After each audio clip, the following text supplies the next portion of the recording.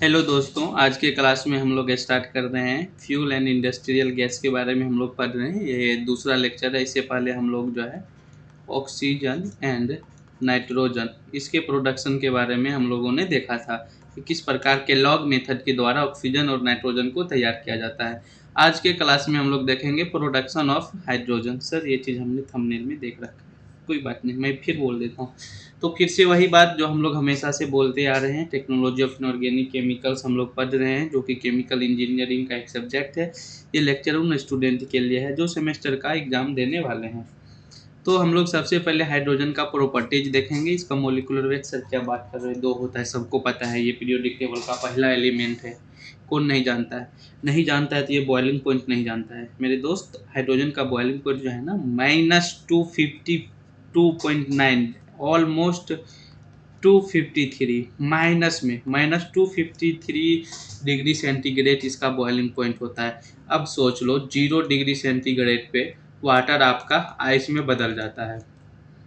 0 degree centigrade से, अब 0 degree centigrade से नीचे -253 डिग्री सेंटीग्रेड पर ये बॉयल करना शुरू कर देगा।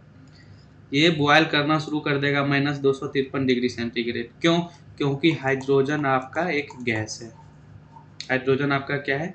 गैस है। इसको कंप्रेस किया जाता है, इसको पूरा कंप्रेस करके ठंडा करके इसको लिक्विड में कन्वर्ट किया जाता है। अब लिक्विड को गैस में बदलने के लिए सबको पता है सर, हीट देना पड़ता है। नहीं, चूंकि ये गैस है ना, तो इसको हीट कितना देंगे? तो -253 डिग्री सेंटीग्रेड का जब हम इसको देंगे ना सेंटीग्रेड हीट, तो ये आप क्या हो जाएगा, आपका गैस में बॉयल करना शुरू कर देगा। फिर बॉयल करने के बाद ये गैस में कन्वर्ट हो जाएगा। और इसका मेल्टिंग पॉइंट जो ये मेल्ट कितना पे कर जाएगा? 259.2 डिग्री सेंटीग्रेड पे। किस में? माइनस में। ये इसका प्रॉपर्टीज था। मेथड ऑफ प्रोडक्शन की बात करें तो स्टीम रिफॉर्मिंग मीथेन, नहीं, मीथेन के रिफॉर्मिंग को जब स्टीम से गुजारा जाता है ना, रिफॉर्मिंग एक इक्विपमेंट है, एक ऑपरेशनल इक्विपमेंट है, ठीक है। उसमें स्टीम और मीथेन को डालते हैं तो हमें हाइड्रोजन गैस मिलता है। सेम काम है कोक। कोक का मतलब यहाँ कार्बन से है। इस 2 मेथड के द्वारा हम लोग बनाते हैं। अब केमिकल रिएक्शन की बात करेंगे तो फर्स्ट ऑल ऑफ हम देखेंगे कि स्टीम रिफॉर्मिंग ऑफ मीथेन में क्या होता है। सबसे पहले ये आपका क्या है? मीथेन है। और ये आपका क्या है? स्टीम है। ये आपका मेरे दोस्त स्टीम है। स्टीम किसका स्टीम? वाटर का स्टीम। वाटर का स्टीम है तो इसका मोलिकुलर फार्मूला H2O होगा। 800 डिग्री सेंटीग्रेड पे निकेल कैटालिस्ट की उपस्थिति में जब रिएक्शन करता है तो हमें परिणाम स्वरूप कार्बन मोनोऑक्साइड और हाइड्रोजन गैस मिलता है। अगेन इसको कार्बन मोनोऑक्साइड जो है ये, इसको वाटर से रिएक्शन करवाया जाता है। वाटर मतलब यहाँ किससे है? स्टीम से है। अगेन इसे स्टीम से रिएक्शन करवाया जाता है 370 डिग्री सेंटीग्रेड टेम्परेचर पे। और फेरस ऑक्साइड जो हम लोग कैटालिस्ट यूज करते हैं, तो CO जो आपका कार्बन डाइऑक्साइड में कन्वर्ट हो जाता है और इसको कंप्रेस करके लिक्विड में कन्वर्ट करके हटा लेते हैं और हमें प्योर हाइड्रोजन गैस की प्राप्ति हो जाती है। ये था steam reforming of methane. Again हम लोग देखेंगे steam reforming of Coke. Coke का मतलब यहाँ कार्बन से है। कार्बन को वही स्टीम से सबसे फर्स्ट रिएक्शन करवाया जाता है 1000 डिग्री सेंटीग्रेड पे निकेल कैटालिस्ट की उपस्थिति में, तो आपको मिलेगा CO। फिर CO को वाटर से रिएक्शन करवाया जाता है सेम इस टाइप का, तो आपको कार्बन डाइऑक्साइड जिसको हम लोग कंप्रेस करके लिक्विड में कन्वर्ट करके हटा लेते हैं और हाइड्रोजन गैस यहाँ से हम लोग प्राप्त कर लेते हैं, ठीक है। ये था दोनों रिएक्शन।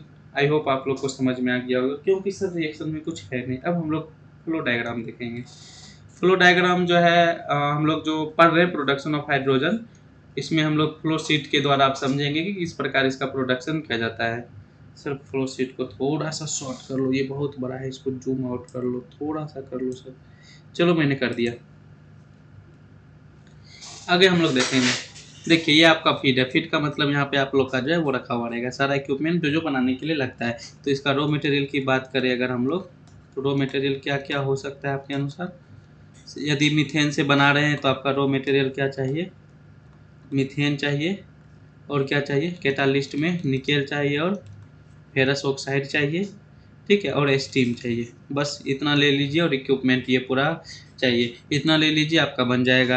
अगर कोक से बना रहे हैं तो मीथेन की जगह क्या ले लेंगे? कार्बन ले लेंगे, कोक ले लेंगे, बाकी सारा यही रहेगा। नहीं, ये आपका रॉ मटेरियल है। तो फीड के मतलब यही होता है कि आप रॉ मटेरियल इसमें स्टोर करके रख सकते हैं। यहाँ से फीड को हम लोग पंप करेंगे। ये देखिए आपका स्टीम है according to reaction. First reaction हम लोग निकेल कैटालिस्ट की उपस्थिति में करते हैं, सेकेंड FeO की उपस्थिति में करते हैं।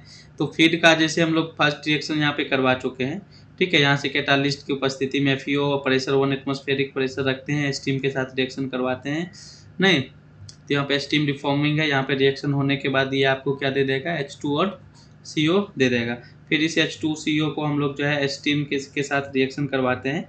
यहाँ पे कैटालिस्ट FeO या Ni दोनों में से कुछ भी रख सकते हैं।